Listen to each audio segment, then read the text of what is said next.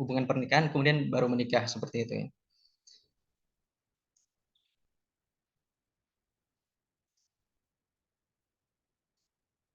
Nah, kemudian mereka juga kenapa salah satu sebab angka pernikahan menurun diantaranya adalah karena kebanyakan pernikahan itu berujung perceraian. Jadi 4 dari 10 pernikahan itu berujung pada perceraian. Nah, dampaknya akhirnya banyak kemudian perempuan-perempuan remaja-remaja yang kemudian uh, melahirkan mempunyai anak tanpa ada hubungannya pernikahan. Kemudian banyak kemudian anak-anak usia 12 tinggal dalam rumah tangga tanpa ada hubungan pernikahan. Ini tentunya suatu potret yang sangat buruk yang terjadi di Barat saat ini. Nah, kemudian di sisi lain, salah satu permasalahan yang sangat krusial hari ini dan hari ini terus menjadi trending topik, ya, itu tentang kasus LGBT, tentang homoseksual. Dalam sebuah riset di Amerika, itu lembaga Institute of MIT di Harvard itu ya, di Cambridge, itu mengeluarkan sebuah statement bahwasanya no gay gen. Jadi tidak ada gen gay, tidak ada gen gay. Artinya perbuatan ataupun perilaku LGBT itu adalah sebuah abnormal. Jadi perilaku yang tidak normal, menyimpang, ya, dan itu menjadi penyakit sosial. Tapi kemudian apa yang terjadi? Nah, di Barat sendiri sudah, dan hari ini itu ada 30 negara yang sudah melegalkan pernikahan sesama jenis. Itu yang diawali oleh Belanda di tahun 2001 dan paling terakhir itu adalah Switzerland di tahun 2022 kemarin. Ya, ada 30 negara. Dan ini akan terus bertambah jika tidak ada perlawanan dan tidak ada yang menjelaskan bahwasanya ini itu adalah sebuah penyimpangan dan ini adalah sebuah penyakit seperti itu ya. Nah, perubahan lanskap kehidupan keluarga di dunia yang bergejolak telah menjadi the new normal. Jadi tinggal serumah tanpa ada hubungan pernikahan, kemudian menikah dengan sejenis itu telah menjadi new normal di Barat. Jadi karena sudah dilegalkan, jadi tidak boleh didiskriminasi, tidak boleh dicerca, tidak boleh dicaci maki, tidak boleh dipecat dari sebuah lembaga atau sebuah pekerjaan. Karena itu nanti bisa dipidana. Mereka bisa mengajukan ke pengadilan. Karena perbuatan mereka sudah ilegal, jadi kita tidak boleh lagi, ya kalau dalam bahasa kita tidak boleh lagi amar ma'ruf nahi mungkar. Kalau kita amar ma'ruf nahi mungkar itu dipidana seperti itu ya. Nah, kemudian banyak juga buku-buku yang kemudian mencoba untuk mengilmiahkan perbuatan-perbuatan seperti itu sehingga itu menjadi sebuah ilmu dan itu nanti akan menjadi panduan. Jadi apa yang mereka lakukan itu tidak sekedar diomongkan saja, tapi betul-betul ditulis, diilmiahkan, dicari argumen-argumen yang kemudian menguatkan pandangan-pandangan mereka. Sehingga ini menjadi penting untuk kita bahas dan kita kaji bersama, sehingga nanti kita bisa melihat sebenarnya meskipun ilmiah bukan berarti itu membenarkan dan mensahkan perbuatan-perbuatan menyimpang seperti itu. Nah, kemudian kita lihat terlebih dahulu bagaimana sebenarnya potret keluarga di Barat. Ya. Nah, di Barat ternyata awalnya itu perkawinan itu dianggap sebagai satu hal yang sakral gitu ya. Kita bisa lihat sebagaimana saya kutip di salah satu bukunya Peter, Catholic Christianity. Jadi pernikahan itu termasuk dalam ajaran Kristen Katolik. Jadi merupakan bagian dari 7 hal yang disucikan.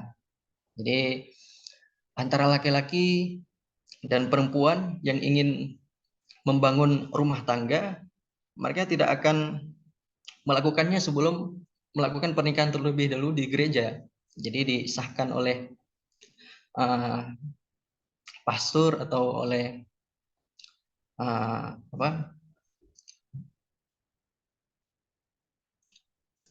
oleh pastor. Kemudian setelah sah mereka membangun keluarga. Jadi betul-betul terhormat dan terjaga. Dan ini awalnya seperti itu, ya. Tapi kemudian mengalami perubahan ketika terjadinya revolusi industri. Ini pada abad ke-18. Nah, revolusi industri yang kemudian awalnya kehidupan keluarga di barat agrokultural itu ya, yang kemudian bisa dari rumah, bisa mendapatkan rezeki, menanam di rumah, punya ladang sendiri. Tapi kemudian ketika munculnya industri, ditemukannya mesin uap, nah kemudian banyaklah munculnya industri-industri, kemudian banyak orang-orang kemudian pindah tempat, bekerja keluar kota, kemudian mengais mencari nafkah di kota, dan kemudian ini menimbulkan sikap individualisme menjadi dominan dalam keluarga. Yang awalnya keluarga itu mementingkan kepentingan bersama, tapi kemudian semenjak terjadinya revolusi industri, sikap individualisme hanya memikirkan kepentingan sendiri itu menjadi dominan dalam keluarga. Dan ini kemudian menjadikan hubungan keluarga sedikit menggoyahkan tatanan keluarga. Nah, kemudian disusul dengan revolusi Prancis yang menentang agama sebagai asas keluarga. Jadi revolusi Prancis ini mengusung ide-ide liberté ya, kebebasan, egalite, kemudian persamaan seperti itu. Yang kemudian keluarga itu basis dasarnya adalah agama. Nah, ketika agama ini digugat, maka keluarga ini kehilangan basisnya, kehilangan fondasinya, sehingga tatanan keluarga ini kehilangan pijakannya yang menjadi landasan dalam berkeluarga. Nah, kemudian disusul dengan gerakan feminisme. Nah, gerakan feminisme ini itu yang menggugat institusi keluarga. Mereka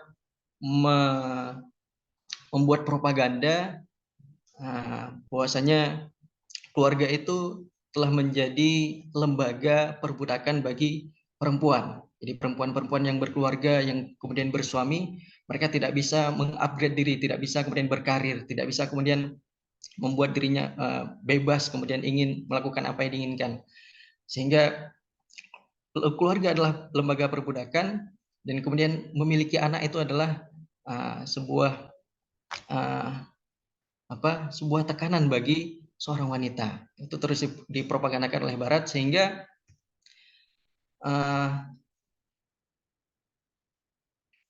pada dekade kedua abad ke-21, pernikahan dan keluarga itu mengalami deinstitusional dan destandarisasi. Jadi tidak ada lagi standarisasi baku keluarga itu harus laki-laki dan perempuan.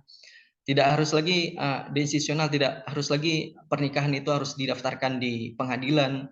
Tidak harus lagi berkeluarga itu harus kemudian disahkan di gereja. Tidak harus lagi seperti itu. Sehingga melahirkan ragam bentuk keluarga dan pasangan. Nah, itulah yang terjadi di barat hari ini. Kemudian kita lihat lagi. Nah, bentuk keluarga baru yang disebut modern itu seperti pasangan tinggal bersama tanpa pernikahan. Kemudian single parent dengan anak adopsi, pernikahan sesama jenis, inseminasi donor, poliamori, dan sebagainya. Ya.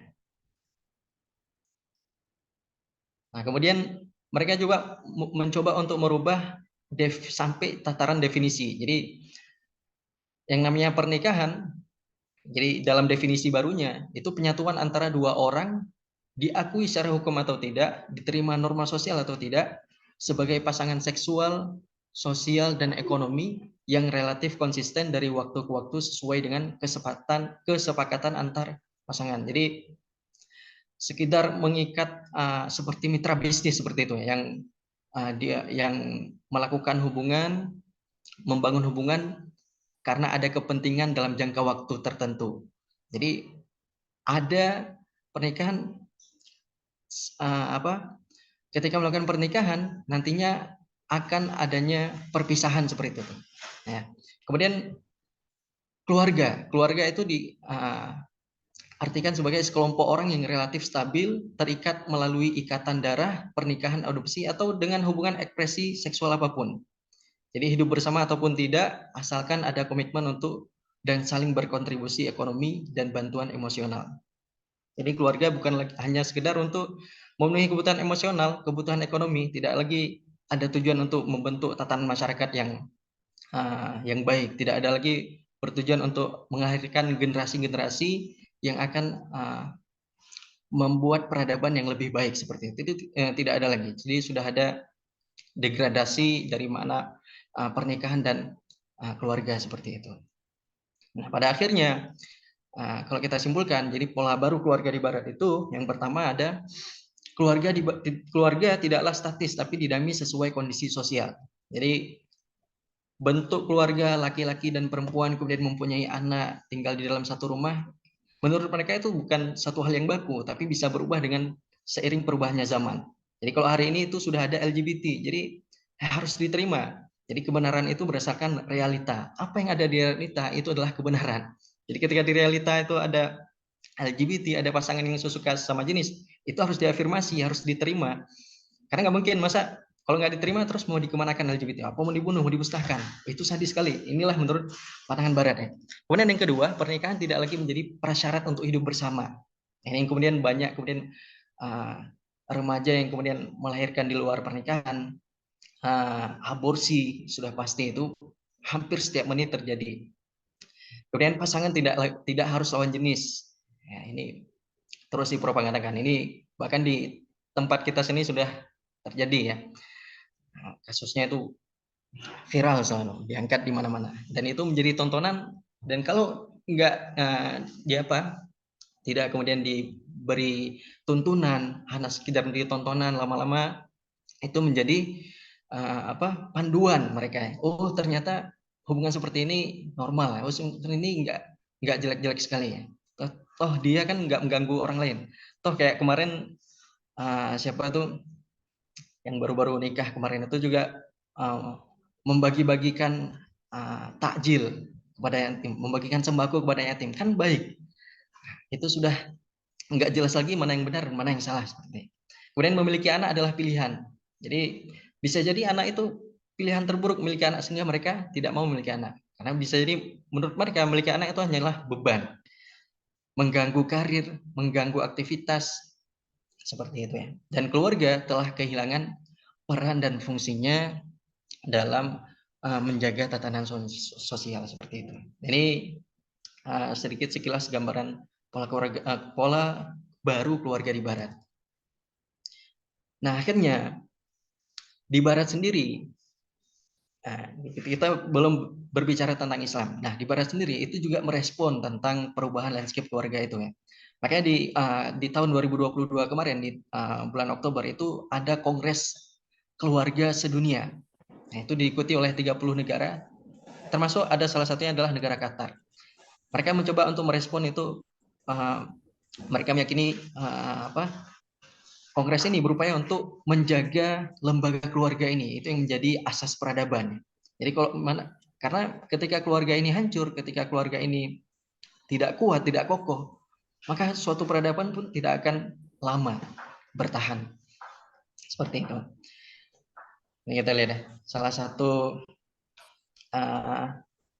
tokoh yang berbicara di kongres itu Russell M. Nelson. Ini umurnya sudah sepuh sekali. Dia masih hidup. Dia bilang di semua sisi keluarga sedang diserang. Jadi banyak yang bertanya-tanya apakah lembaga itu tidak lagi dibutuhkan. Tanggapan kita pasti, jika ada harapan untuk masa depan bangsa, maka harapan itu ada dalam keluarga. Ya. Ini dia pimpinan agama Amerika dan pensiunan ahli bedah dan juga seorang pastor gereja. Seperti itu. Nah, kemudian kita analisis dengan tinjauan makosid syariah. Nah, kita lihat terlebih dahulu apa sebenarnya makosid syariah itu. Nah, makosid syariah itu menurut Ar-Rai Sunni, ya al-ghayat allati wada'atis syariah li ajli tahqiqiha li maslahatil ibad. Jadi makosid syariah itu nanti akan dijelaskan lebih jelas oleh Hasan Amir Syahidin ya. Ini saya sekilas saja. Jadi tujuan-tujuan syariat, tujuan-tujuan yang ditetapkan oleh syariat di ajli tahqiqiha li maslahatil ibad. Jadi dalam penerapan syariat itu mesti ada tujuan-tujuan tertentu. Yang tujuan itu adalah untuk kemaslahatan hamba, untuk kemaslahatan manusia secara universal. Dan ini dijelaskan oleh Imam Asy-Syatibi dalam kitabnya bahwasanya telah kami tetapkan menurut Imam Asy-Syatibi bahwasanya syariat itu tidaklah ditetapkan, tidaklah diturunkan oleh Allah Subhanahu wa taala itu kecuali untuk limasalihil ibad, ya, untuk kemaslahatan manusia secara universal seperti itu. Nah, berdasarkan eksistensinya, jadi eksistensi maqasid syariah itu dia di samping berhubungan dengan teks-teks nas, baik Al-Quran maupun hadis, dia juga berkaitan langsung dengan nilai-nilai atau norma-norma yang mesti diperhatikan ketika salah seorang ulama menggali ataupun menemukan serta menetapkan ketentuan hukum Islam. Nah, nilai-nilai atau norma-norma yang dimaksud tidak lain adalah berkaitan dengan maslahah.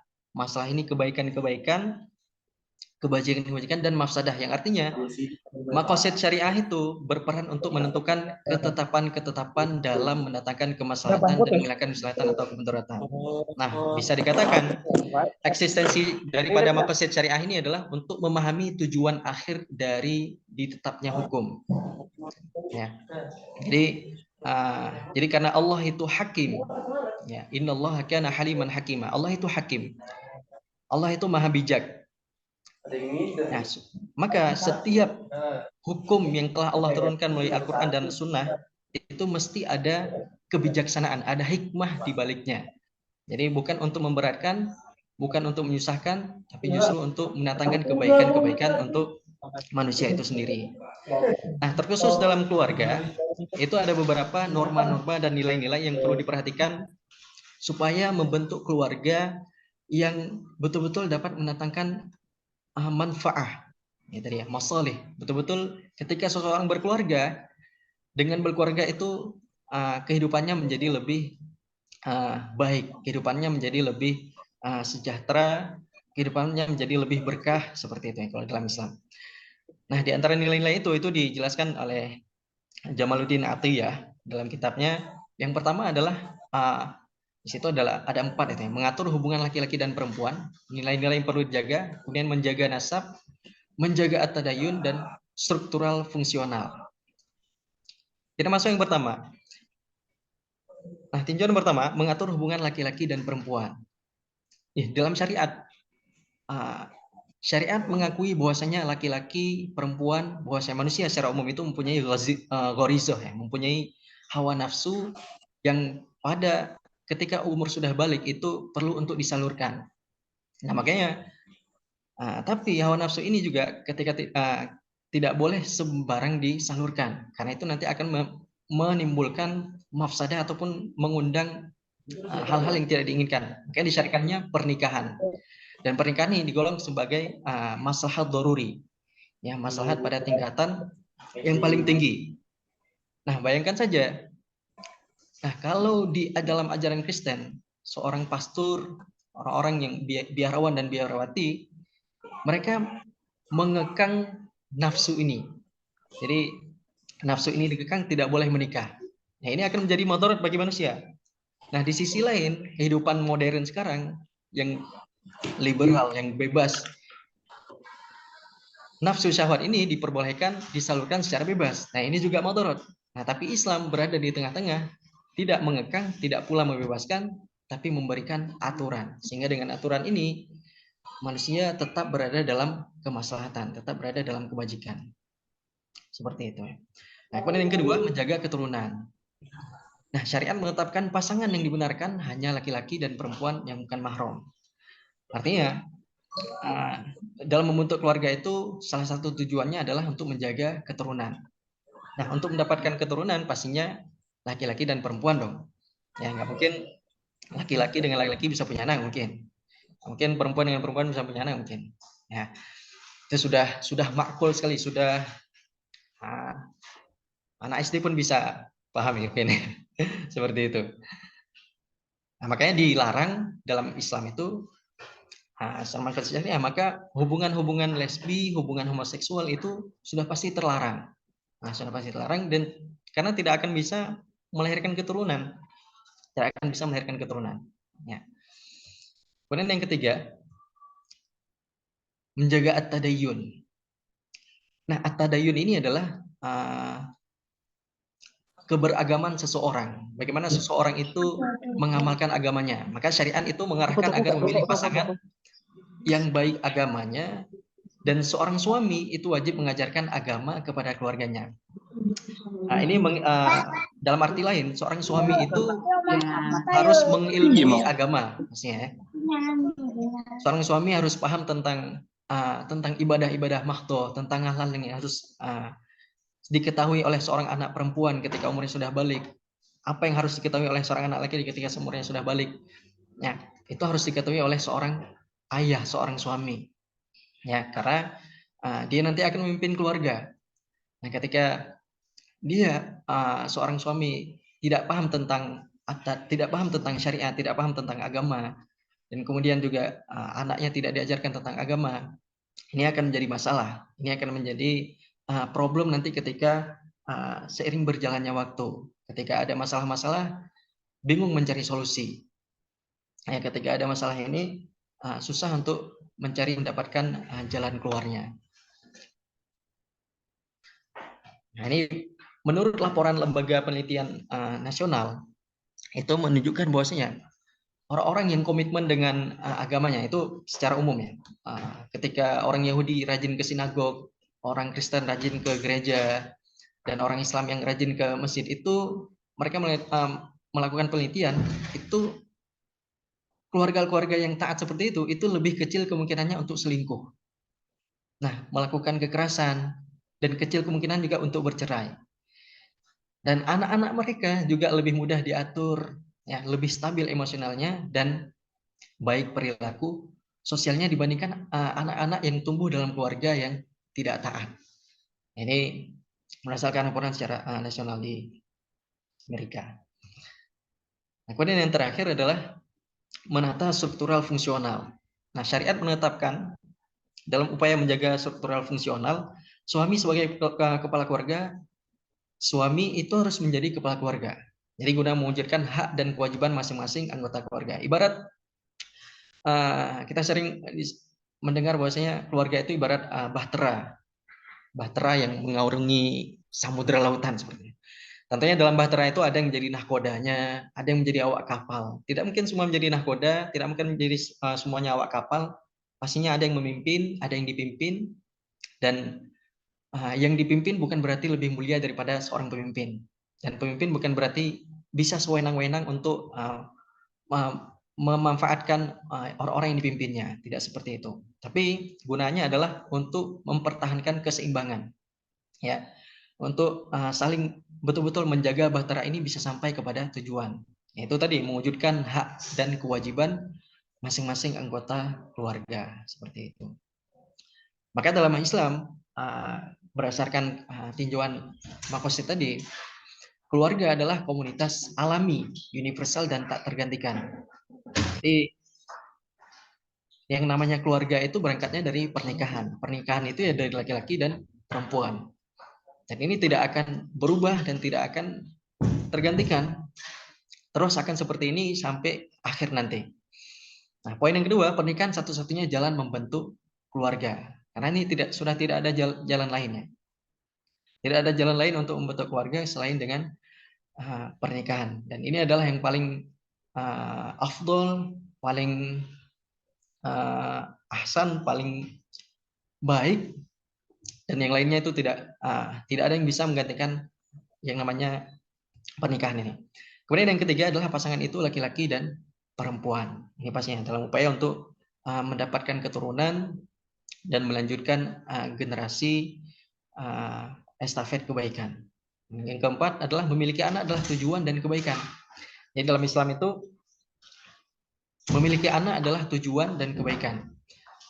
Menjadi tujuan dalam keluarga, menjadi kebaikan yang nanti akan mendapatkan doa, bisa menjadi menjadi syafaat bagi orang tuanya ketika ada anak-anaknya yang nanti yang meninggal ketika masih kecil mungkin, atau ketika salah seorang ayah ataupun seorang ibu mampu merawat 2-3 anak perempuannya hingga tumbuh dewasa, hingga dia mandiri, hingga dia berkeluarga, itu merupakan ganjaran yang sangat besar dan menjadi tameng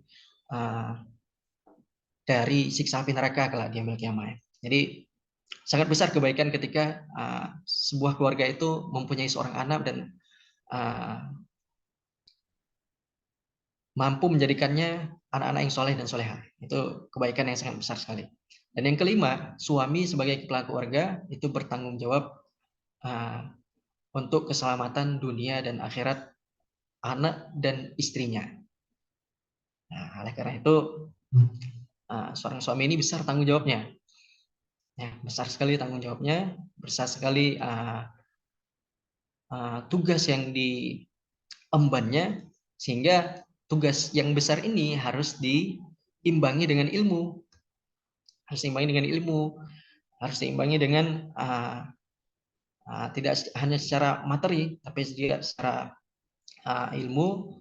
Itu sangat penting untuk menjaga keseimbangan keluarga, menjaga keberlangsungan dan kelanggengan keluarga yang yang menjadi ibadah paling lama yang seorang muslim lakukan selama di dunia ini.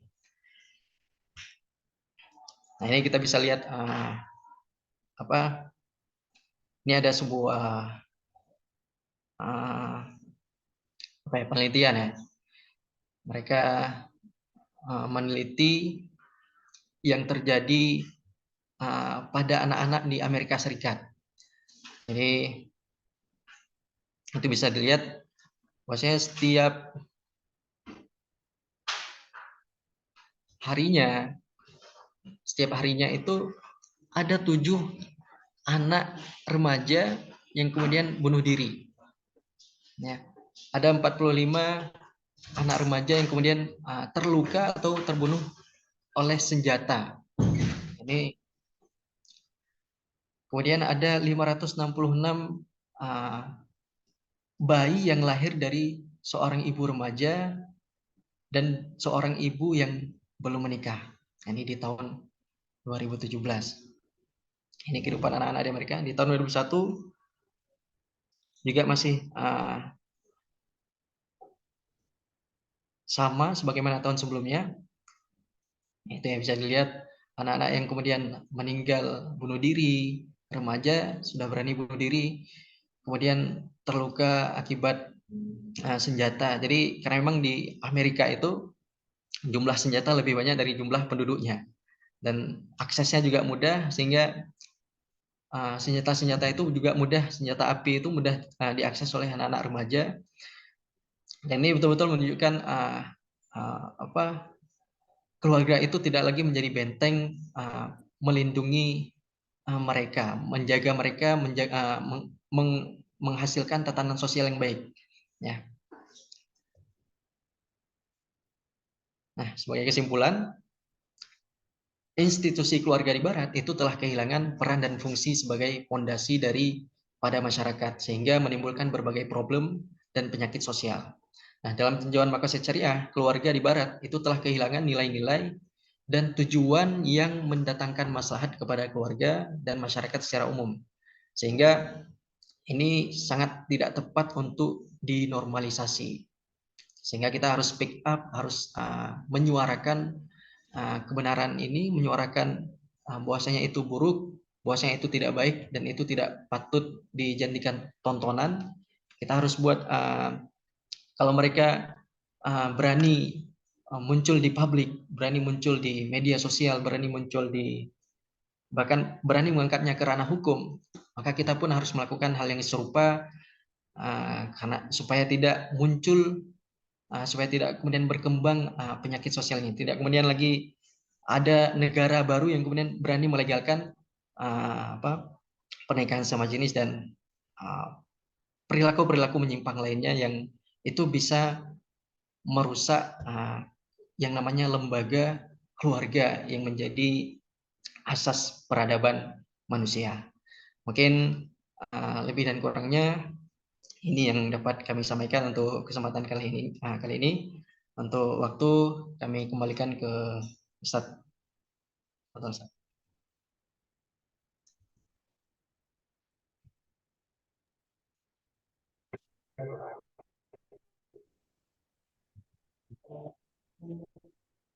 Baik-baik. Terima kasih wa jazakallahu khairan kepada Al-Ustadz Syahrinal Ishaq nggih. Dan beliau ini Masya Allah sekarang sedang menjadi mahasiswa pasca sarjana Unida nggih Ustaz nggih. Insya Allah. Ya, semoga urusan beliau selalu dimudahkan oleh Allah Subhanahu wa taala. Amin. Sudah kita dengarkan pemaparan tentang materi beliau tentang problem keluarga di barat dilihat dari perspektif maqasidus syariah, ya sudah sangat jelas yang beliau paparkan, ya bagaimana masalah-masalah yang ada di keluarga barat seperti mungkin LGBT, kemudian ada child free, atau mereka banyak yang tidak menginginkan anak, begitu nih saat ini ya, atau bahkan pernikahan sesama jenis padahal sudah jelas di dalam Al-Quran, dan ini adalah sama seperti yang beliau paparkan tadi, pola keluarga muslim, ya sudah dijelaskan di Al-Quran bahwasanya ya ayuhan nasu inna khalaqnakum min dzakarin wa unsa wa ja'alnakum syu'uban wa qabaila liyata'arafu, seperti itu. Bahwasanya Allah telah menciptakan laki-laki dan perempuan, ya itu sudah dijelaskan laki-laki dan perempuan untuk saling ta'aruf, ya seperti itu. Insyaallah. Nanti mungkin jika ada pertanyaan atau ingin mendebat beliau nanti akan kita sediakan sesi khusus untuk pertanyaan. Tip teman-teman yang rahmati Allah Subhanahu wa taala, untuk mempersingkat waktu ini untuk iklan sedikit ya, coba kita tayangkan video kembali seperti itu, semoga saja bisa nih.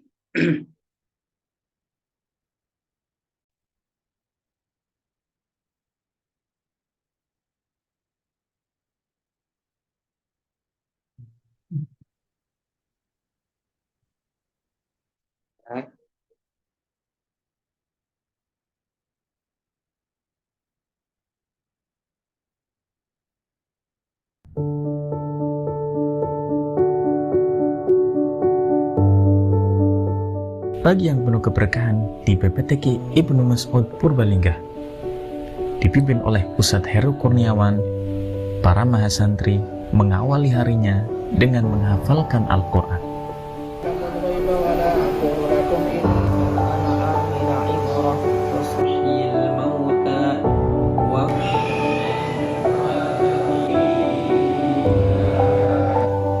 Dilanjutkan apel pagi yang dipimpin oleh Ustadz Ferry Nuryadi dalam rangka menanamkan jiwa semangat agar bertalabul ilmi dengan khidmat. Ustadz Ferry Nuryadi adalah mudir PPTQ Ibnu Mas'ud Purbalingga. Beliaulah yang bertanggung jawab mengawal program di pondok pesantren ini. Ustadz Ferry Nuryadi mempunyai beberapa sanad yang bersambung kepada para ulama salaf.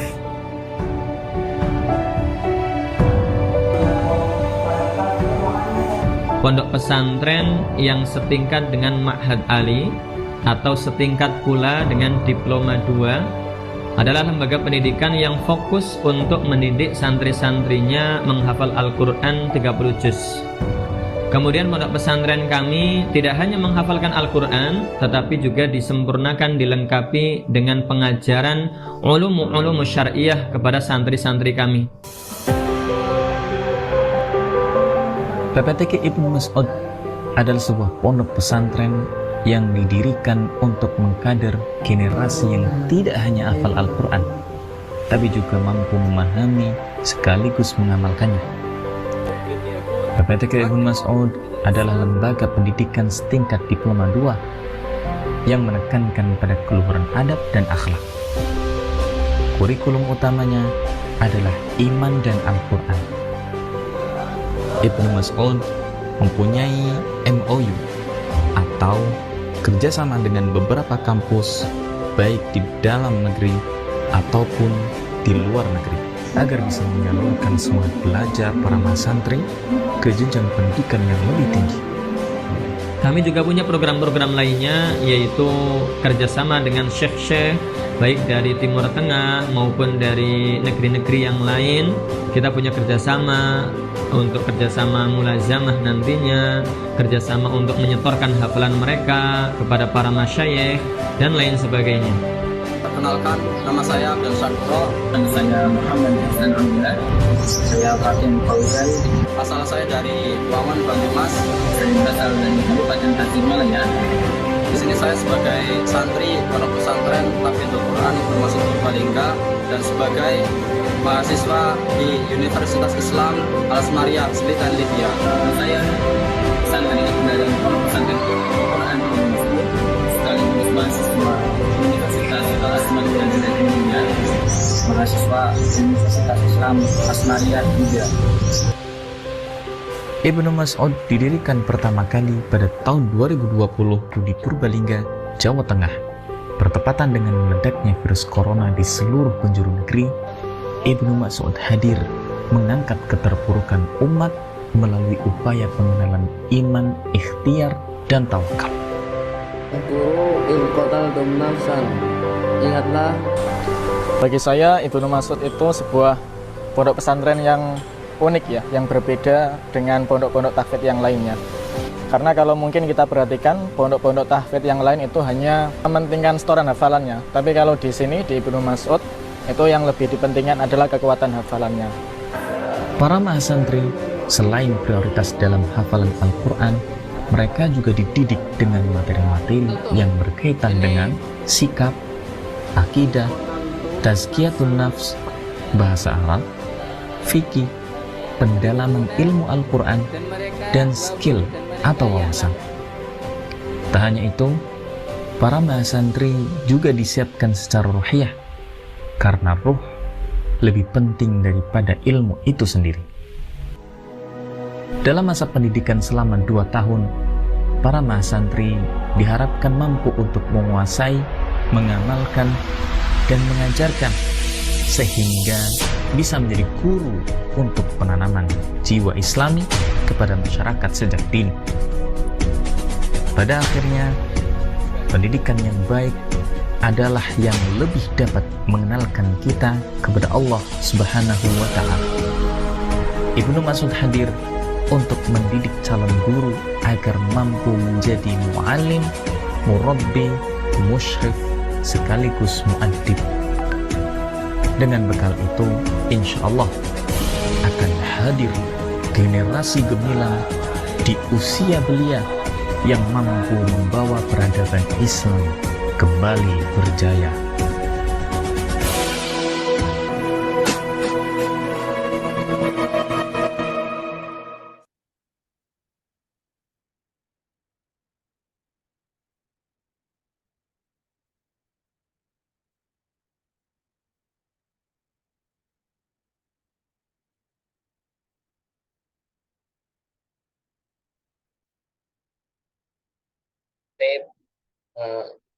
Itulah profil singkat dari PPTQ Ibnu Mas'ud atau Pondok Pesantren Tahfidzul Quran Ibnu Mas'ud.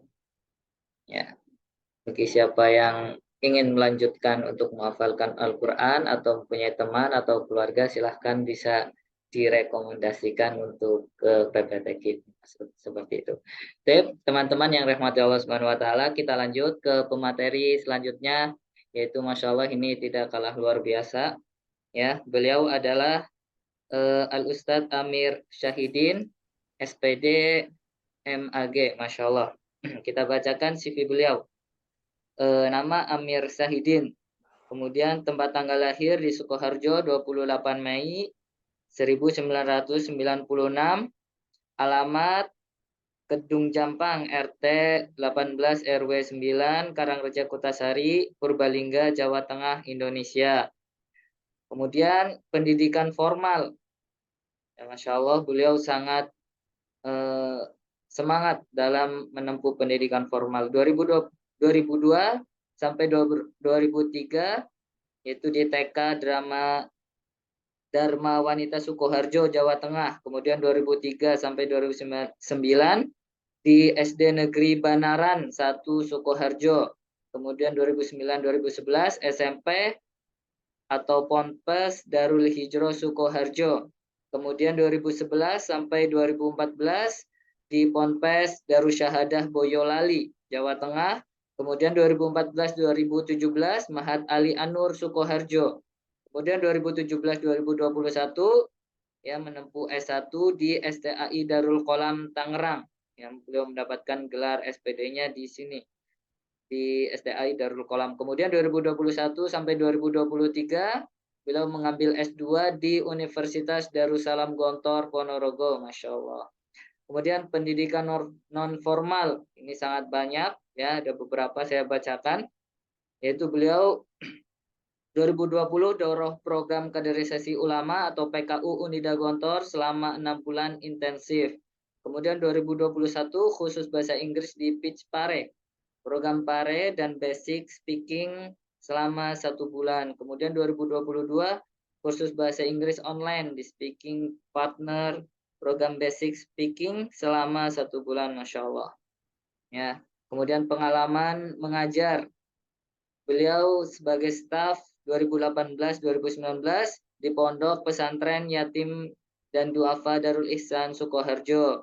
Kemudian 2019-2020 staf pengajar di Pondok Pesantren Nurul Huda Banyumas. Kemudian 2023 sampai sekarang beliau mengajar di Pondok Pesantren Tahfidzul Quran Ibnu Mas'ud Purbalingga bersama kita di sini. Ya seperti itu, dan di sini banyak sekali publikasi ilmiah beliau juga banyak ya. Beliau sering menulis dan karya beliau juga sudah sampai 5 buku Ngisat. Ya sekitar itu. Ya. Beliau sangat berkompeten tentang kepenulisan. Ya insya Allah nanti di pertemuan yang akan datang beliau akan mengisi juga tentang kepenulisan. Seperti itu. Ya mungkin, dan insya Allah pada kesempatan kali ini beliau akan mengangkat materi tentang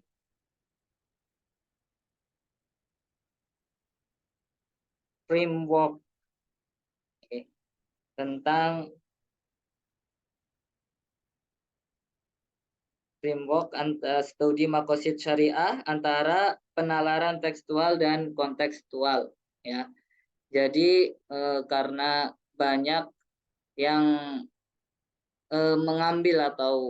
mengambil atau melihat makosid syariah itu hanya dari tekstual, ya, hanya dari tekstual, hanya dari nas. Jadi mereka mengabaikan kontekstualnya. Maka akan Ustadz Amir Syahidin bahas bagaimana cara kita atau sikap kita ya menjadi tawasud ya dari memandang makosid syariah itu berdasarkan tekstual dan kontekstual. Seperti itu kurang lebihnya, nanti mungkin bisa ditambahkan atau secara detailnya oleh beliau Ustadz Amir Syahidin SPD MAG Barakallahu Fikum. Waktu dan tempat kami persilakan Al Ustadz. Bismillahirrahmanirrahim. Assalamualaikum warahmatullahi wabarakatuh. Waalaikumsalam warahmatullahi wabarakatuh. Alhamdulillah pada kesempatan yang mulia ini kita bisa bersama-sama untuk menuntut ilmu bersama. Semoga dengannya Allah mengangkat derajat kita dan menjadikan kita orang-orang yang mudah untuk masuk ke dalam surganya. Baik, alhamdulillah wa kafa wa salatu wa salamu ala habibina Mustafa wa ala alihi wa ashabihi ahli sidqi wal wafa. Izinkan kami untuk share screen terlebih dahulu.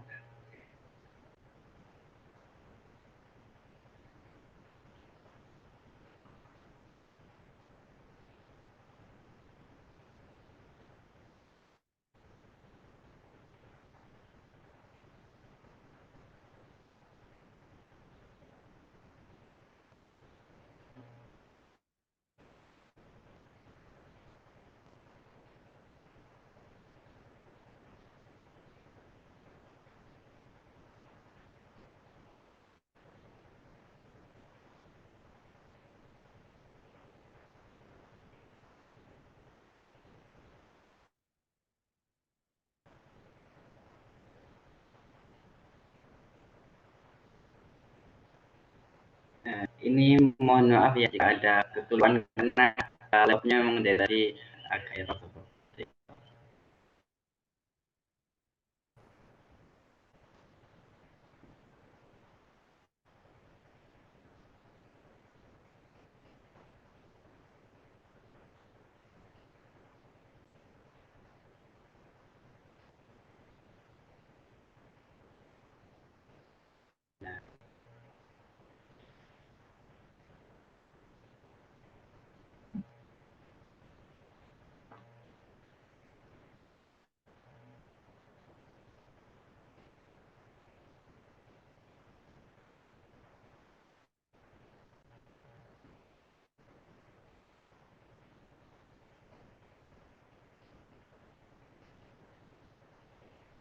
Baik, nampaknya sudah terlihat. Kita mulai. Bismillahirrahmanirrahim. Kita akan membahas perkara yang cukup penting karena ini terkait dengan cara kita melihat maqasidus syariah, baik antara penalaran tekstual maupun kontekstual. Ini slide-nya sudah bisa bergerak ya.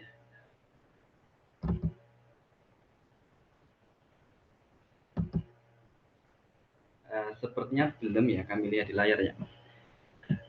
Sebenarnya penalaran tekstual maupun kontekstual ini sudah ada jika hendak kita rujuk di zaman Rasulullah seperti itu. Tetapi penalaran tekstual maupun kontekstual di sini terbilang maklum ataupun normal, tidak melenceng sebagaimana yang akan kita bahas. Di mana pada saat itu Rasulullah Shallallahu Alaihi Wasallam ketika setelah perang Khandaq atau perang Ahzab, Bani Qainuqa ini kan melenceng ataupun berkhianat terhadap Rasulullah, sehingga Rasulullah mengutus para sahabatnya untuk pergi ke Bani Quraidah. Bani Quraidah, mohon maaf ya. Nah, kemudian Rasulullah bersabda kepada para sahabatnya, la yusallanna ahadunil asra illa fi Bani Quraidah. Janganlah kalian sholat asar kecuali sampai di Bani Quraidah. Nah, pada saat itu dengan lafaz yang begitu jelas, para sahabat akhirnya berangkat menuju Bani Quraidah. Namun di tengah perjalanan terlihat telah masuk waktu asar, sedangkan perjalanan masih panjang. Sehingga di antara para sahabat ada yang meneruskan perjalanan karena menganggap bahwa ini adalah perintah Rasulullah yang harus kita kerjakan, sebagaimana lafaz yang begitu jelasnya itu. Namun sahabat yang lain berpandangan bahwa perjalanan masih jauh dan kemungkinan tidak mendapati sholat asar, artinya akan di sana akan tergabung antara asar, maghrib maupun isya. Akhirnya sahabat yang berpandangan seperti ini melaksanakan sholat di tengah jalan karena melihat tujuan daripada perintah ini adalah agar bersegera. Adapun ketika waktu sholat telah datang, ya mereka mengerjakan di tempatnya waktu itu sehingga tidak terlambat sebagaimana perintah untuk sholat tepat waktu.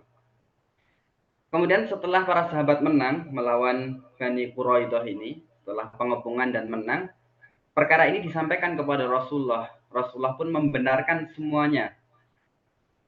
Jadi yang berangkat pun benar, yang diam melaksanakan sholat di tengah perjalanan pun benar. Nah, inilah tekstual dan kontekstual yang masih bisa kita katakan normal, tidak keluar sebagaimana yang akan kita bahas pada saat ini. Ini sepertinya share screen-nya tidak jalan ya, karena di laptop ini jalan tapi kami lihat di HP tidak berjalan.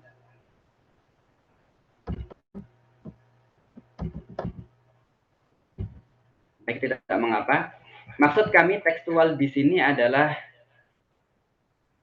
tekstual yang melihat maqasidus syariah ini hanya ada di teks itu, tidak ada di baliknya. Nah, sehingga mereka seringkali kemudian berpandangan keras, kemudian bersikap keras juga kepada saudaranya, membid'ahkan bahkan sampai mengkafirkan saudara-saudaranya. Ini salah satu contohnya. Ini mohon maaf sekali lagi share screen-nya tidak jalan.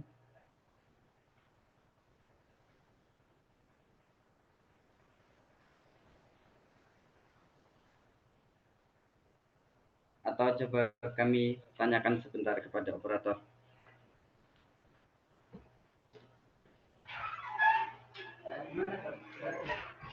Nggak jalan, mungkin saya bantu share screen dari sini.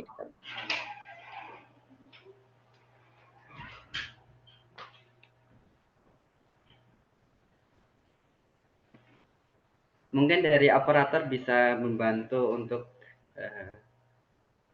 pelanjutan share screen-nya.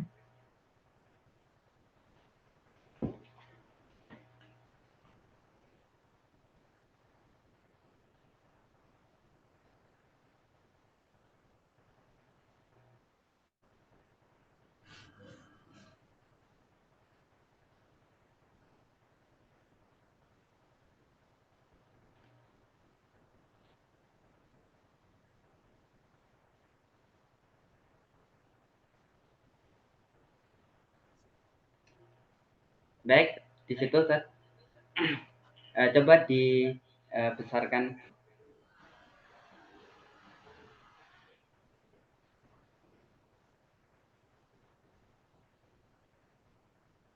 Ya, ya, yang pertama ini tekstual. Sebagaimana yang kami singgung tadi, yaitu melihat maqasidus syariah hanya ada di teks itu. Jadi teksnya apa, ya melihat maqasidus syariah itu di teks itu gitu. Tidak melihat di baliknya, mengumpulkan dalil-dalil yang lain, barangkali ada maqasid selainnya. Nah, ini tidak melihat. Contohnya di sini di dalam kitab Al-Muhalla karya Ibnu Hazm, seorang ulama yang sangat besar dan luar biasa karyanya, ulama Zahiriyah. Beliau berpandangan bahwa seorang wanita yang bikr ataupun yang masih perawan, jika dilamar kemudian ia mengatakan saya setuju, itu justru nikahnya batal. Nah, kenapa demikian? Karena di dalam hadis disebutkan bahwa izinnya perempuan yang masih bikr ataupun belum menikah, perawan adalah dengan diam. Artinya ketika dia berbicara ya justru tidak sah, seperti ini menurut pandangan Ibnu Hazm. Sehingga ia mengatakan fasubhanalladzi auhamahum annahum asahu adhanan. Nah, ini yang berpandangan tetap sah. Ibnu Hazm ini heran, loh, kalau gitu maha suci Allah dari apa yang mereka prasangkakan gitu. Annahum asahu adhanan, seakan-akan mereka itu memiliki akal yang lebih cerdas dari sahabat-sahabat Rasulullah, dari Rasulullah. Wa aqa'a fi nufusihim annahum waqafu ala fahmin wa bayanin ghaba anhu Rasulullah, dan mereka terjatuh pada penjelasan yang tidak dijelaskan Rasulullah. Nah, padahal menurut jumhur ulama bahwa seorang wanita ketika dilamar ia mengatakan setuju, ini justru mafhumul muwafaqah, yaitu pemahaman yang menguatkan bahwa dia memang ingin menikah gitu. Nah, ini maqasidus syariah yang dilihat hanya pada teks saja. Contohnya ini kita tidak berbicara instansi ataupun kita tidak berbicara orang, tetapi kita melihat penalarannya, yaitu penalaran yang dipakai. Contohnya ini juga hadis Rasulullah yang berbunyi la tabda'ul yahud walan nasara bisalam fa idza laqitum ahadukum fit tariqi fattaruhu ila adyaqihi. Janganlah kalian memulai menyapa orang Yahudi maupun Nasrani, dan apabila kalian bertemu salah satu mereka maka sempitkanlah jalannya. Nah, di sini ketika kita menalar dengan penalaran yang tekstual, maka kita akan melihat contohnya faedah hadis di sini diharamkan memulai mengucapkan salam ataupun sapaan pada Yahudi dan Nasrani. Yang kedua, hendaknya menampakkan keislaman dengan mendesak Yahudi dan Nasrani pada jalan yang sempit. Yang ketiga, tetap berbuat baik pada ahli kitab walaupun dengan mempersempit jalannya. Seakan-akan kan di sini ada kontradiksi, yaitu berbuat baik dengan menyempitkan jalan. Padahal menyempitkan jalan itu bukan termasuk perbuatan yang baik.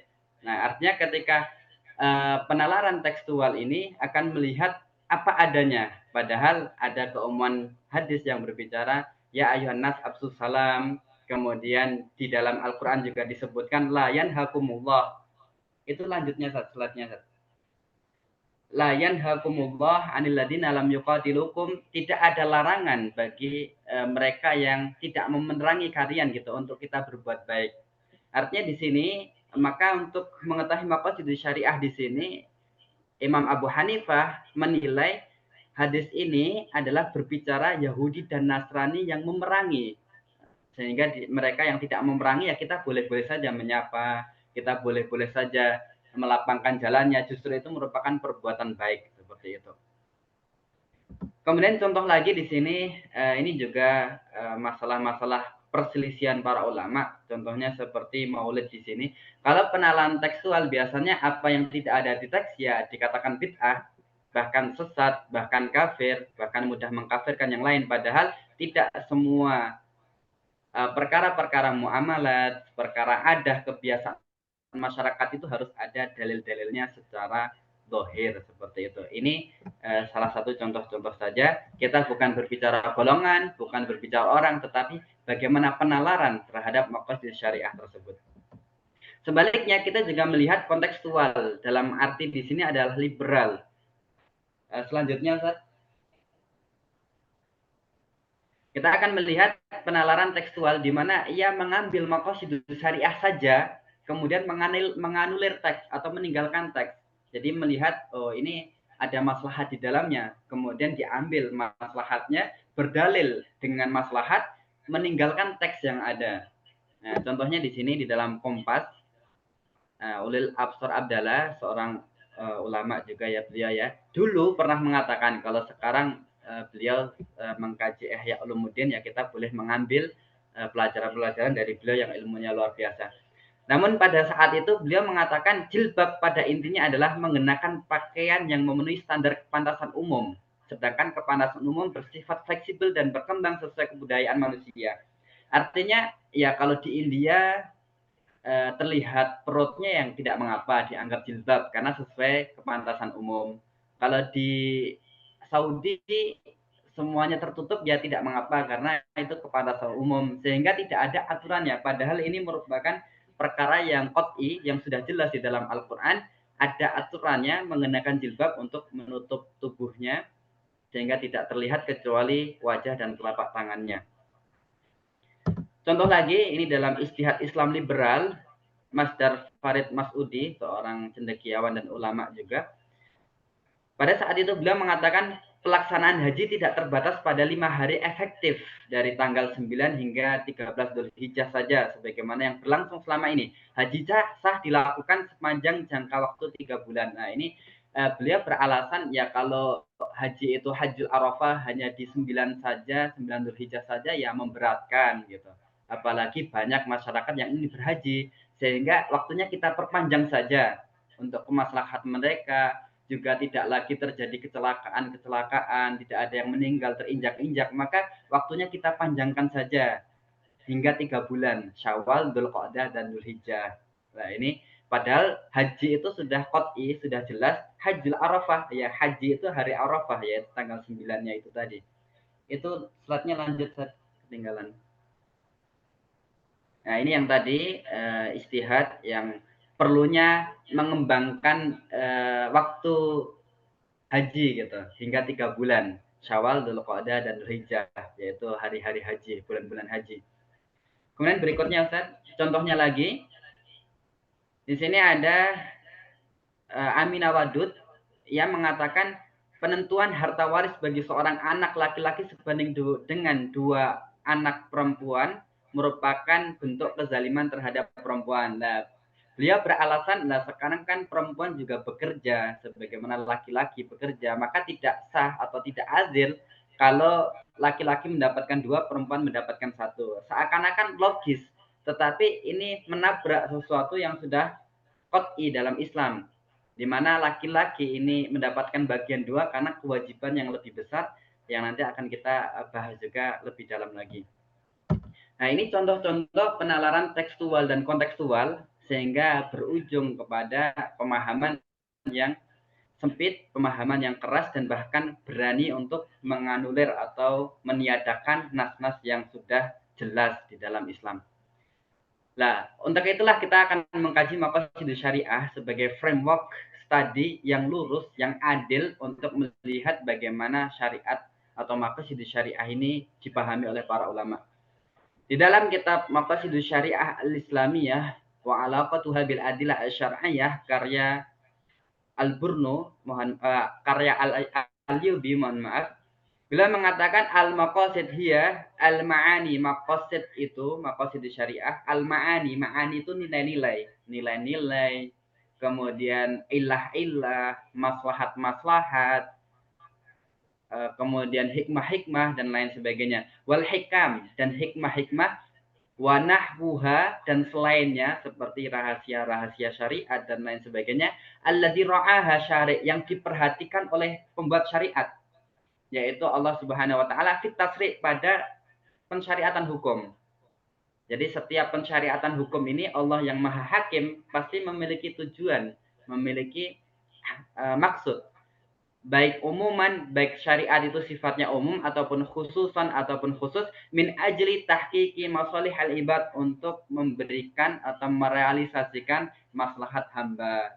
Jadi Allah yang Maha Hakim ini sungguh pasti ketika mensyariatkan sesuatu ini bertujuan untuk kebaikan maslahat hambanya. baik ajil atau ajil, baik sekarang ataupun yang akan datang ataupun di akhirat. Maka tidak mungkin larangan itu menimbulkan kemaslahatan, itu tidak mungkin, karena setiap larangan pasti memang ada bentuk madharat di dalamnya, dan setiap perintah itu pasti mengandung maslahat di dalamnya.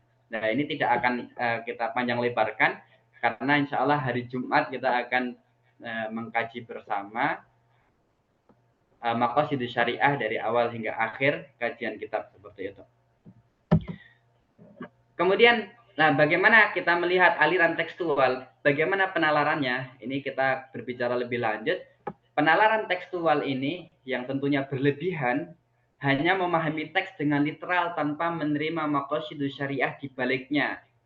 Mereka berpendangan bahwa mengikuti dan mengembangkan peran akal dengan mencari ilah, mencari hikmah-hikmah, mencari maksud tujuan adalah perkara bid'ah dan tercela. Nah, ini pemahaman tekstual seperti itu. Ini contohnya tadi yang di dalam Al-Muhalla, batalnya pernikahan ketika wanita menjawab dengan setuju. Karena memang hadisnya kan berbicara kalau seorang perempuan yang belum pernah menikah itu dilamar, maka hendaknya dia diam, karena diamnya menunjukkan persetujuan. Sehingga ketika dia menjawab setuju, malah justru batal pernikahannya. Ini juga kita akan mendapatkan di At-Tibyan fi Zakatil Asman. Di situ ada yang berpendapat bahwa uang kertas tidak berlaku riba dan tidak berlaku zakat. Karena yang ada riba dan zakatnya ya hanya dirham sama dirham seperti itu. Dinar dengan dirham seperti itu. Padahal dirham sama dirham ini ya bisa dikiaskan dengan uang karena merupakan sama-sama memiliki nilai jual dan sebagai alat tukar menukar seperti itu. Nah, ini karena memang penalaran tekstual ini hanya sesuai dengan teks saja. Teksnya seperti ini ya kita ikuti. Seperti itu. Sehingga ia berpengaruh. Slide berikutnya, Ustaz. Nah, dia akan memiliki pengaruh. Contohnya akan mudah menyalahkan orang-orang yang berbeda pandangan dengannya. Bahkan mengkafirkan orang yang berbeda dengannya. Karena melihat tekstual. Kalau dalam ayat kan misalnya waman lam yahkum bima anzalallah fa ulaika humul kafirun, maka akan disebut kalau gitu kamu kafir, kalau gitu kamu kafir, seperti itu. Seperti itu karena hanya melihat teksnya seperti itu ya seperti itu, tidak melihat maqasidus syariah, nilai-nilai maslahat, kemudian penerapannya seperti apa. Nah, ini tidak dilihat. Contohnya tadi memulai sapaan terhadap Yahudi dan Nasrani dan mendesak ahli kitab pada jalan yang sempit. Termasuk juga tadi ada masalah maulid Nabi yang semuanya dipahami dengan literal dan menyalahkan orang lain, membid'ahkan orang lain, bahkan mengkafirkan orang lain karena tidak sama pendapatnya. Meskipun kita lihat di sini, jika dicermati dengan teliti sebenarnya ketiga contoh masalah di atas bukan termasuk perkara yang sabat. Lah kuncinya di sini. Ini kan bukan perkara yang sabat, yang tetap dalam Islam, sehingga memungkinkan adanya perbedaan dalam penafsirannya. Nah, seperti itu. Artinya ketika memang setelah merojihkan atau melihat berbagai dalil, mengumpulkan berbagai dalil, kita memahami seperti ini, ya tidak mengapa. Karena itu bagian daripada ijtihad.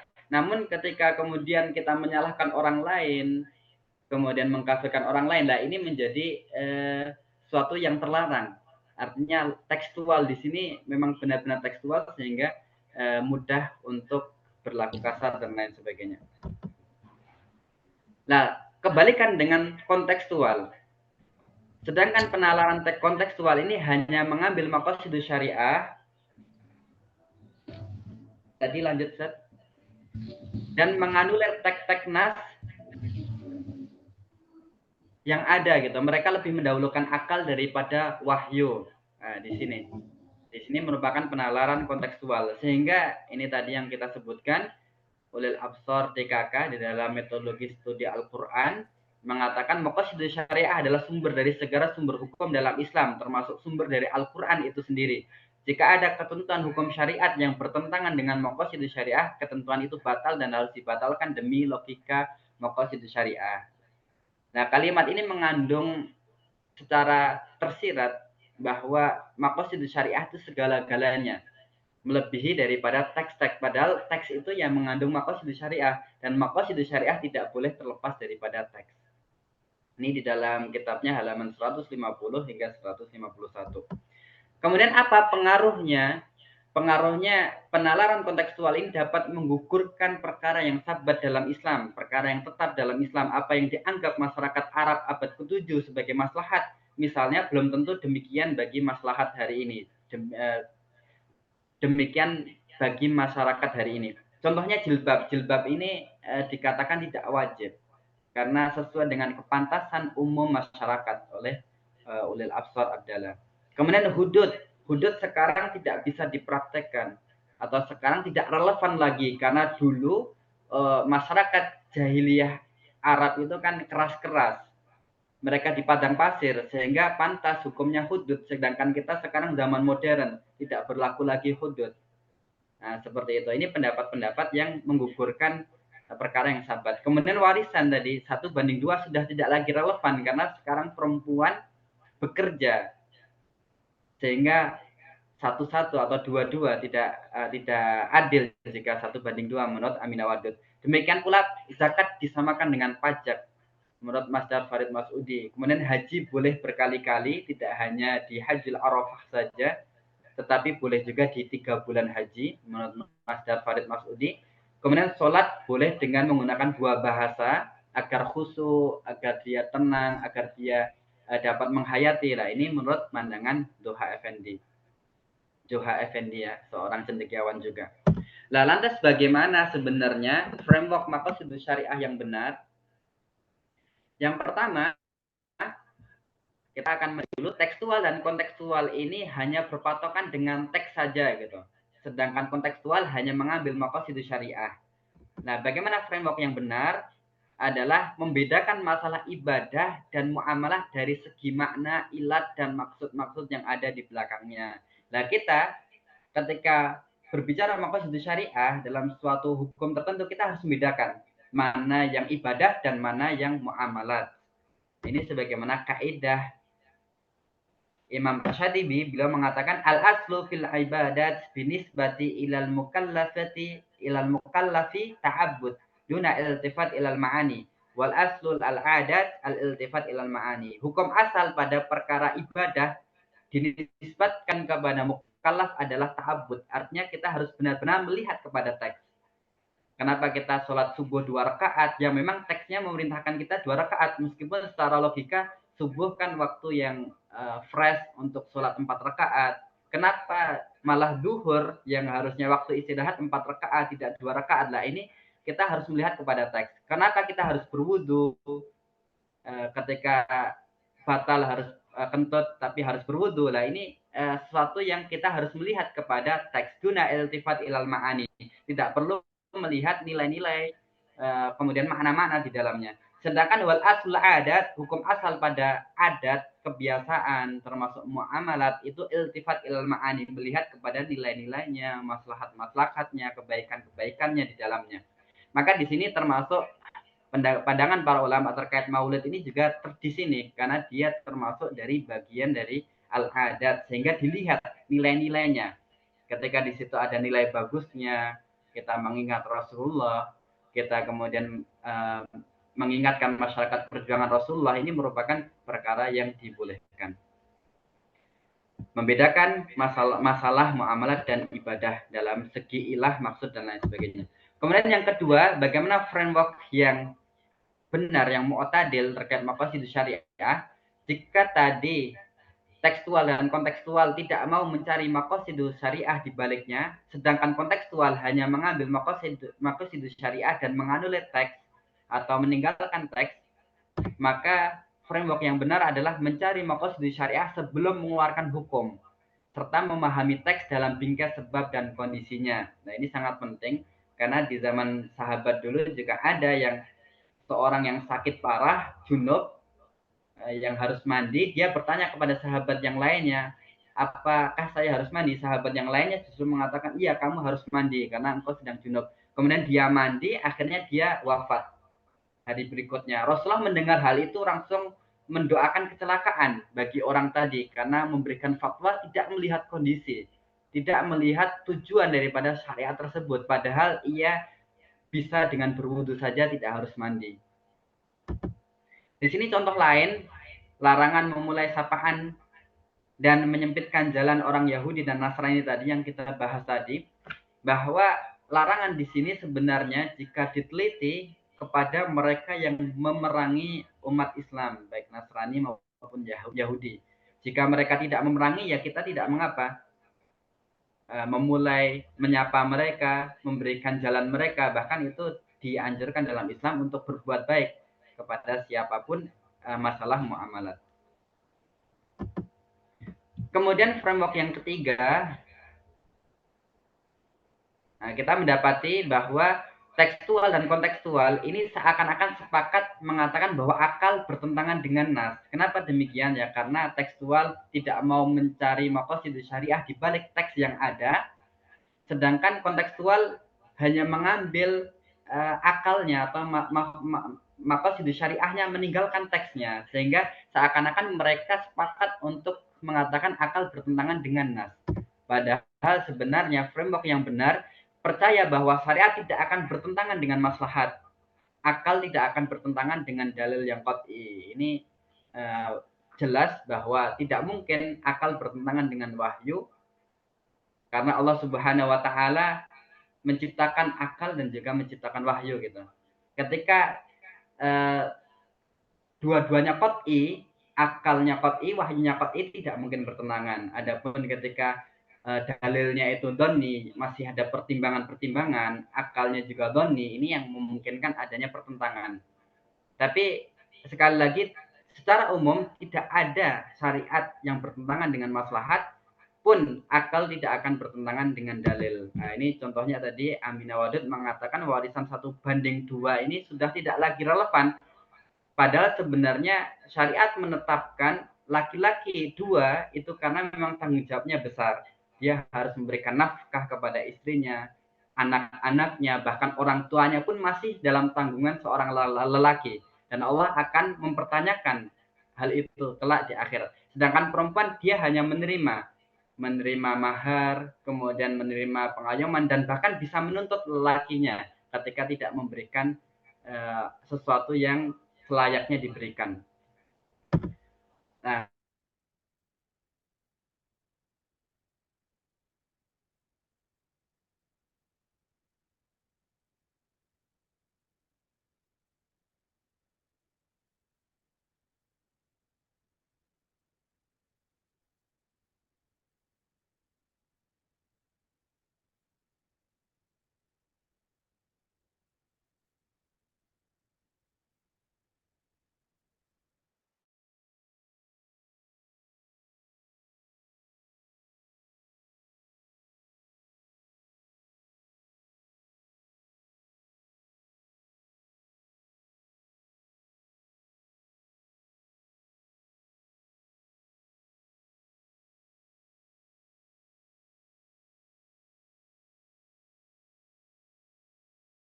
jazakumullah khairan katsira. Kami kembalikan kepada moderator, barangkali nanti ada pertanyaan, dan insya Allah hari Jumat kita juga akan membahas kajian rutin terkait dengan fikih maqasid syariah yang insya Allah akan kita jelaskan di jam 9 hingga 10 atau 10.30 nantinya insya Allah. Kepada moderator kami kembalikan. Tafadhol Ustaz.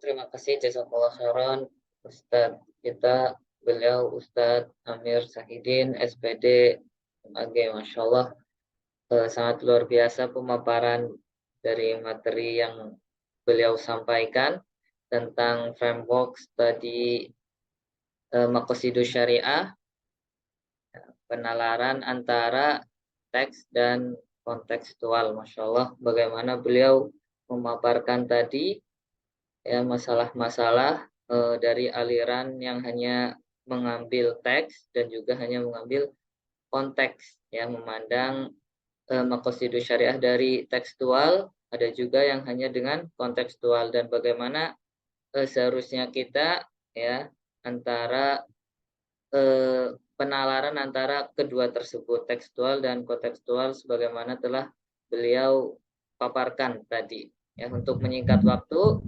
kita masuk ke sesi selanjutnya, yaitu sesi tanya jawab.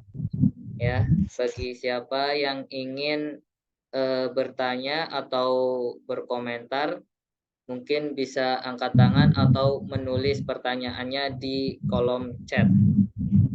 Silakan, untuk sesi pertama kita buka untuk 3 penanya.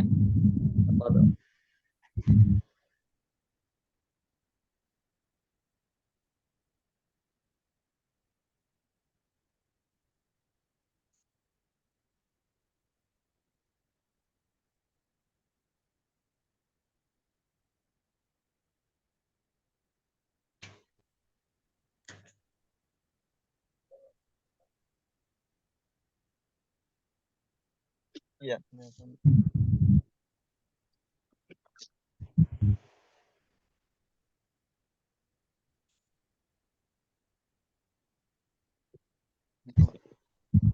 Sip.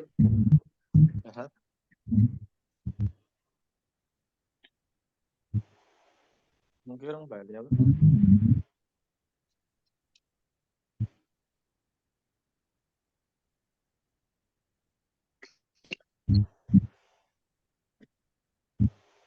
Sip, di sini sudah ada 1 pertanyaan. Mungkin kita bacakan dulu, Ustadz. Oh ya, mungkin nanti disebutkan pertanyaannya untuk pemateri pertama atau pemateri kedua untuk Ustadz Syahrinal atau untuk Ustadz Amir Syahidin. Mungkin bisa dijelaskan. Ini saya bacakan pertanyaan pertama, yaitu Afwan, bagaimana cara menentukan bahwa suatu perkara itu tawabit atau enggak, ya, atau tidak tawabit. Ini untuk pemateri pertama atau kedua. Materi kedua untuk Al-Ustadz Amir Syahidin. Bidahullah ta'ala. Silahkan Ustadz, mungkin bisa dijawab terlebih dahulu. Baik, jazakumullah khairan kepada penanya. Cukup menarik karena memang perkara-perkara yang tetap ini tidak boleh diganggu-gugat, dalam arti tidak boleh ada kemudian perubahan-perubahan. Jika ada kan berarti kita mendekonstruksi syariat, dan ini memang ciri khas daripada orang-orang liberal. Apa yang sudah ada yang tetap ini dicoba untuk diganggu-gugat, baik dalam masalah keluarga, masalah penafsiran, masalah sosial, dan lain sebagainya dalam Islam. Karena dalam Islam setiap perkaranya itu ada yang tetap dan ada yang boleh di dalamnya beristihad. Kami ucapkan jazakumullah khairan, dan mohon maaf tadi jika ada gangguan ini karena laptop kami ini tidak tahu ya, Zoom-nya sering keluar-keluar seperti itu. Pertanyaannya, bagaimana cara menentukan perkara ini tetap atau tidak? Nah, ini kembali lagi kita melihat kepada dalil-dalil dan pandangan para ulama. Nah, seperti itu.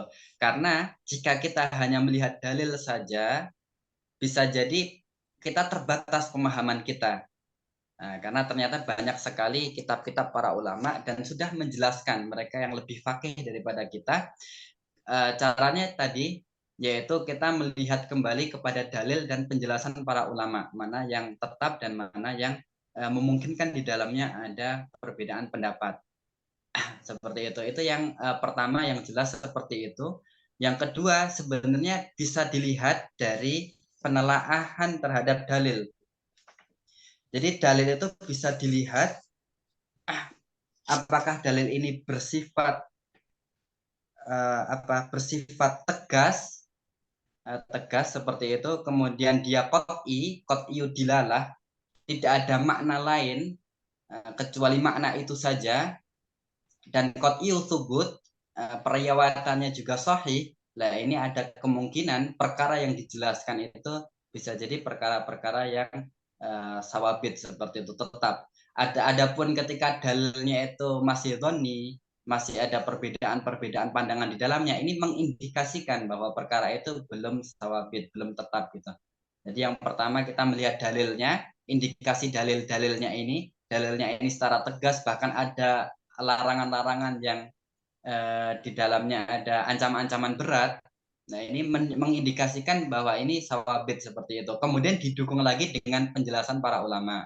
Nah, jangan sampai kita terjebak dengan dalil saja. mana dalilnya, mana dalilnya, mana dalilnya, seperti itu. Padahal dalil itu tidak hanya berkutit kepada Quran dan Sunnah, tetapi ada juga uruf, ada sadud dari'ah, ada fathud dari'ah, kemudian ada istishab, ada istihsan, kemudian ada sar'un man qablana, ada uruf, semuanya juga bentuk dalil yang bisa jadi tidak terjelaskan secara tekstual tetapi mengandung dalil-dalil lain yang dijelaskan oleh para ulama. Seperti itu. Berarti yang pertama tadi melihat kepada dalilnya, kita bisa riset kecil-kecilan terlebih dahulu, dalil ini sifatnya qat'i atau tidak.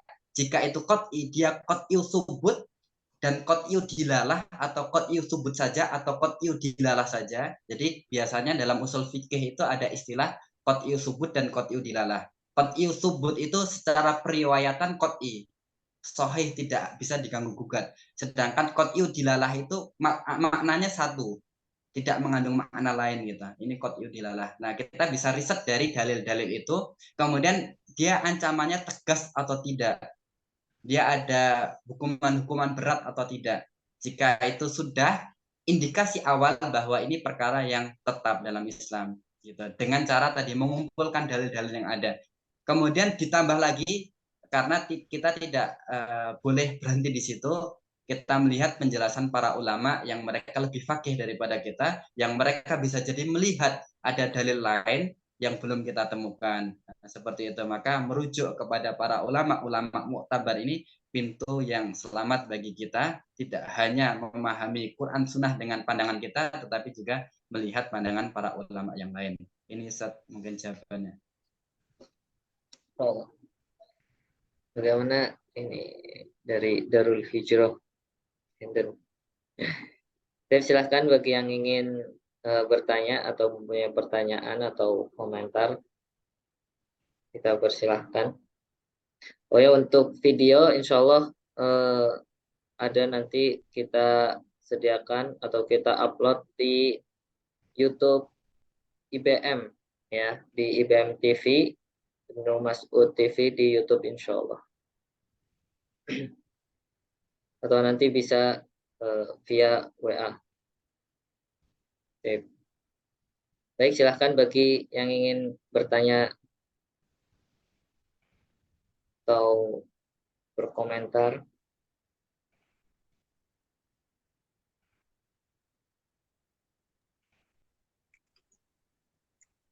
Baik, izin masuk, Mas. Ya, silahkan. Ya, nama saya Reza Dimas Setiawan dari Purbalingga. Izin tanya kepada Ustadz Amir.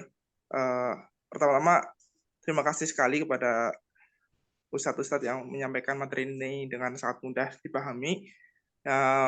Tadi ya terkait makosidus syariah, tentang mungkin ada 6 ya kalau nggak salah, kayak hifdun mal, hifdun din, dan sebagainya. Tadi mungkin ada juga terkait hifdun nasl itu ya, yang keluarga itu. Yang ingin saya tanyakan khususnya kepada Ustadz Amir tadi terkait apa ya, di kesimpulan itu kan ada makosid syariah itu membedakan perkara ibadah dan adat itu. Itu bisa dijelaskan lagi gimana maksudnya biar lebih jelas, Ustadz.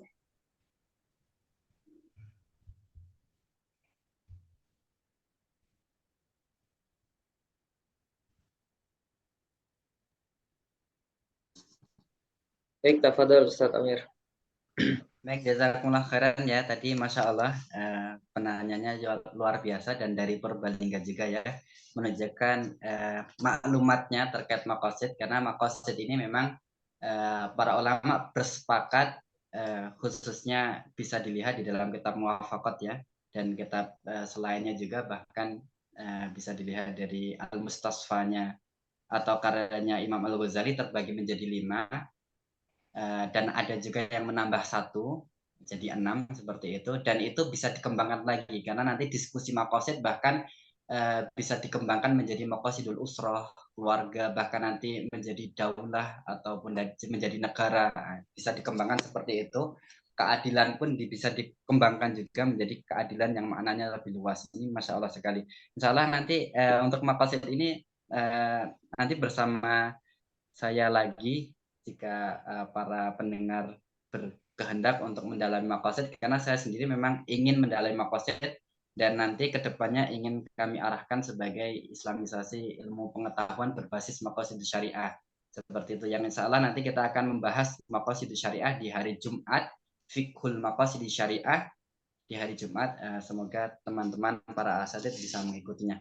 Jadi pertanyaannya tadi, bagaimana membedakan masalah muamalah dan ibadah. Nah, ini memang sangat penting karena kaidah Imam Syafi'i ini, kaidah Imam Asy-Syatibi, al aslu fil ibadah at-ta'abbuduna iltifat ila ma'ani. Hukum asal pada perkara ibadah adalah ta'abbud, melihat teks tanpa melihat ma'ani, nilai-nilainya. Nah, contohnya tadi sholat 2 rakaat, sholat 4 rakaat, wudhu, itu merupakan ibadah. Sedangkan al-aslu fil adat, perkara adat atau muamalat itu iltifat ilal ma'ani, melihat kepada nilai-nilainya. Artinya ada nilai-nilai bagus tidak? Seperti kalau yang sering dilakukan masyarakat ya, meskipun itu terjadi perdebatan, misalnya maulid tadi. Maulid tadi kan perkara yang baik, di dalamnya ada nilai-nilainya. Bahkan jangankan maulid Nabi, bahkan banyak juga perayaan milad, milad apa, misalnya milad yayasan, milad apa, itu yayasan kedudukannya yang sebenarnya lebih rendah daripada Nabi Muhammad SAW, seperti itu. Nah, cara membedakannya adalah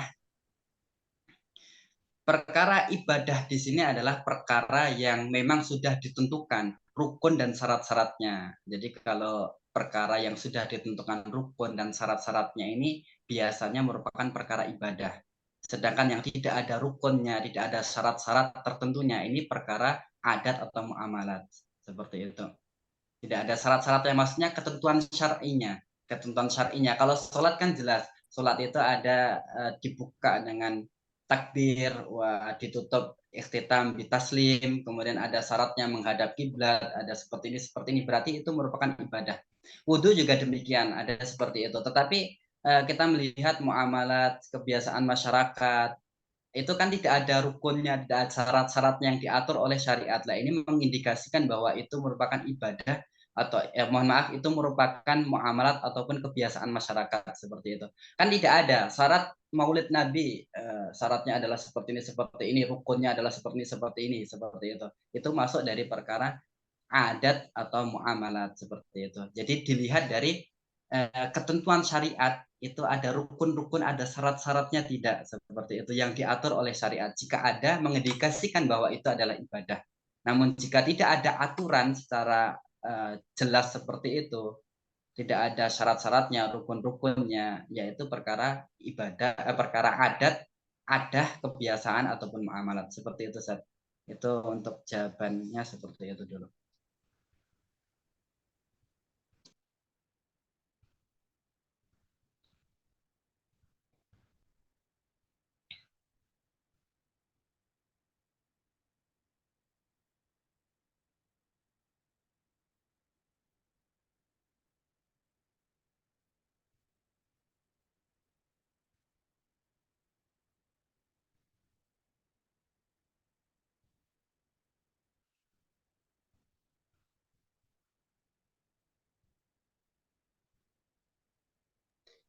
Suaranya belum terdengar, Ustaz. Oh, maaf, ini mikrofonnya masih mati. Syukron jazakallah khair Ustaz Amir atas jawabannya. Cukup jelas nih jawaban beliau. Silakan bagi yang ingin bertanya atau berkomentar lagi, kita persilahkan.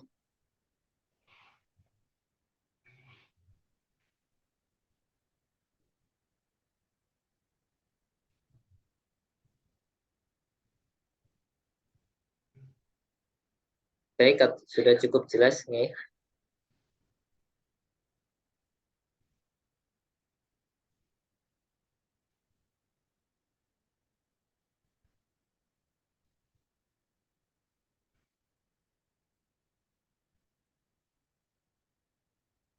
Tidak ada yang bertanya lagi?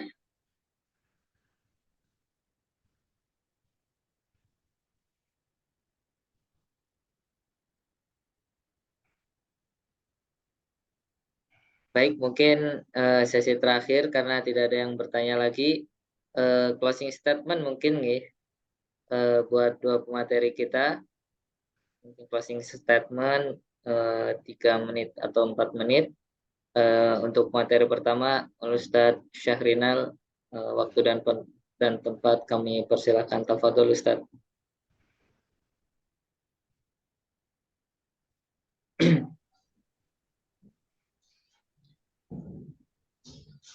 Ya mungkin tadi untuk closing statement mungkin nasrahkan ke Ustadz Amir aja Ustadz. Nah ini memang kajiannya Makosid, jadi closing statement itu sebenarnya harus tokoh yang sudah besar gitu, nggak apa closing statement. Kalau saya ini masih banyak ngutip-ngutip, jadi tadi sudah saya kasih closing statement. Di kesimpulan tadi, saya kira itu sudah cukup. Ini biar karena kajiannya lebih ke Makosid gitu ya, biar closing statement dari Ustadz Amir ya. Kami persilakan Ustadz. Baik. Masya Allah, barakallahu fiik Ustadz Syahrinal. Fadhal Ustadz untuk closing statement Ustadz Amir. Pada waktu dan tempat kami persilahkan. Ya, masalah ini Ustadz Syahrinal ini sudah hafal 30 juz, jadi belum menikah. Agar maqasidul usrohnya atau maqasid dari Habdun Naslnya ini juga terpenuhi, nanti salah satu rekomendasi kami untuk menjadi calon gitu ya, seperti itu Ustadz Syahrinal ini cukup menarik seperti itu.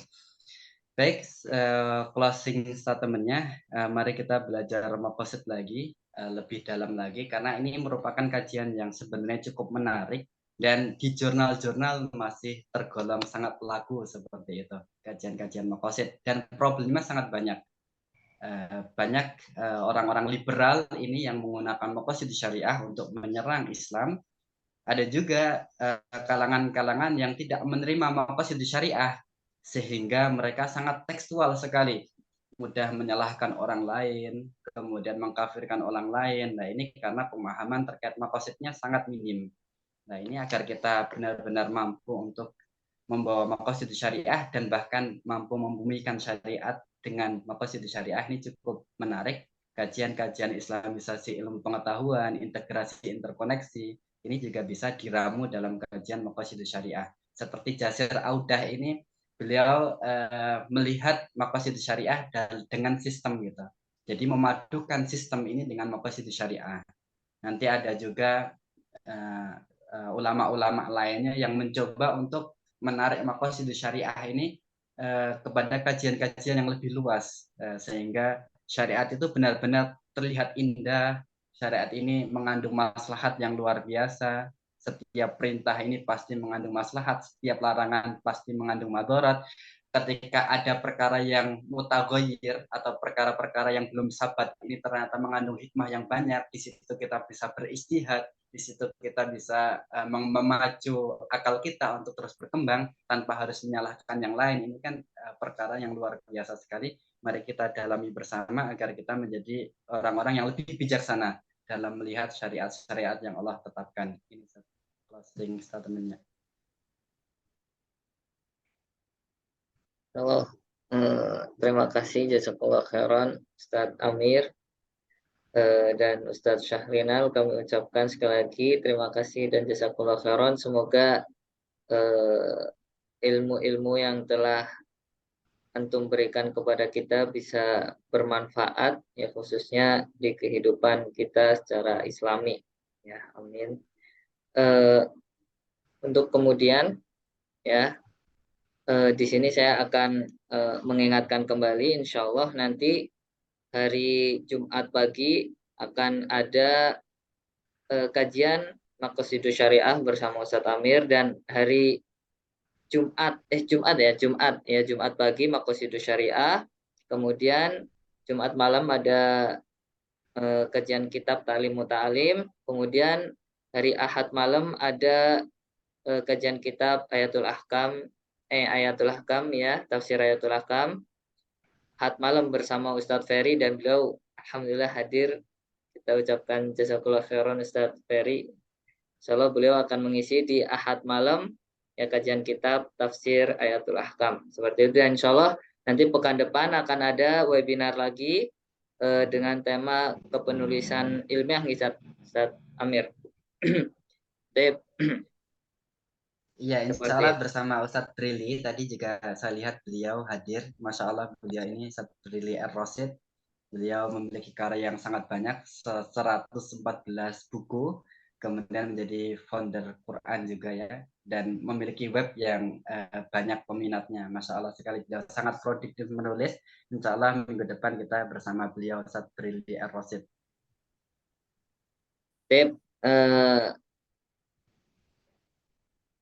Silahkan nanti pantengin atau lihat kabar-kabar di grup CIS ya, Center for Islamic Studies Ibnu Mas'ud. Ya, ada grupnya, nanti silahkan tunggu kabar-kabar tentang kajian-kajian dan webinar-webinar selanjutnya yang akan insya Allah kita adakan atau selenggarakan. Seperti itu nih. Mungkin kita tutup. Setelah penutupan nanti saya mohon jangan untuk keluar terlebih dahulu karena kita akan mengambil sesi perfotoan dokumentasi ya setelah kita tutup acara ini. Baik, teman-teman yang rahmati Allah Subhanahu wa taala, kita tutup acara ini dengan baca hamdalah dan kafaratul majlis. Alhamdulillahirabbil alamin. Subhanakallahumma wa bihamdika asyhadu an la ilaha illa anta astaghfiruka wa atubu ilaik. Saya Amarjan Marzuki pamit undur diri. Wassalamualaikum warahmatullahi wabarakatuh. Baik, teman-teman yang rahmati Allah Subhanahu wa taala, mungkin bisa dinyalakan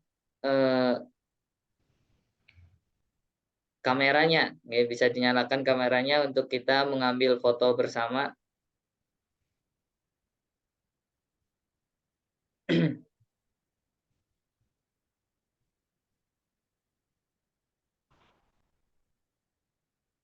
Sip, hitungan 3 nggih.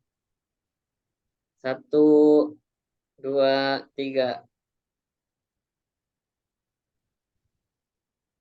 Lagi. Bentar. 1. Bentar. 1, 2, 3. Sekali lagi mungkin terakhir.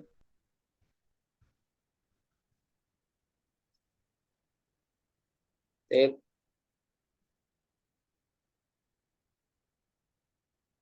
1, 2, 3.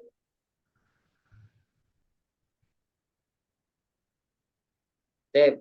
Terima kasih teman-teman yang rahmati Allah Subhanahu wa taala. Silahkan bagi yang ingin meninggalkan Zoom dipersilahkan. Sampai jumpa di kajian CIS IPM. Insyaallah. Syukran, jazakumullah khairan. Ustaz. Allah